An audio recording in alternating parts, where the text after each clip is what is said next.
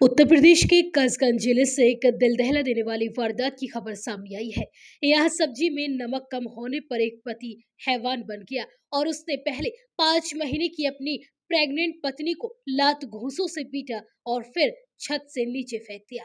चीख पुकार सुनकर दौड़ती हुई सास मौके पर पहुंची और बहू को अस्पताल ले गई, जहां इलाज के दौरान उसकी मौत हो गई। इस खौफनाक वारदात को अंजाम देने के बाद पति गांव के बाहर एक खाली मकान में जाकर छिप गया। बुधवार देर रात गांव के लोगों ने उसे ढूंढ लिया और फिर पुलिस के हवाले कर दिया। दरअसल ये पूरा मामला ढोलना थाना क्षेत्र के गांव नगला ढक का है। यहाँ 26 साल की ब्रजमाला की शादी 7 साल पहले रामू के साथ हुई थी। दोनों का एक 3 साल का बेटा भी है।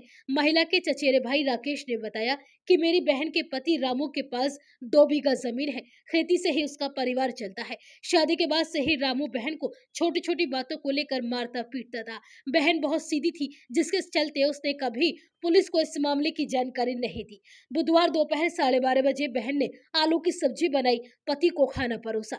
सब्जी में नमक लगा तो रामू ने बहन को डांटा। आवाज सुनकर बहन की सास पहुंच गई।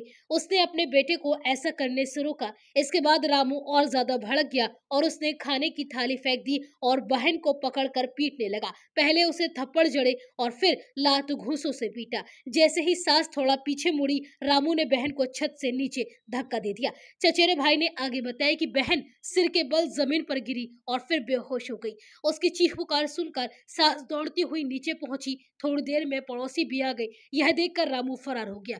इसके बाद बहन की सास उसे जिला अस्पताल लेकर पहुंची, जहां डॉक्टरों ने उसकी हालत को गंभीर देखते हुए अलीगढ़ के लिए रेफर कर दिया। अलीगढ़ में 4 घंटे बहन का इलाज चला, बाद में उसने दम तोड़ दिया। देर रात गांव के लोगों को पता चला कि रामू गांव के बाहर ही एक खाली मकान में छिपा हुआ है।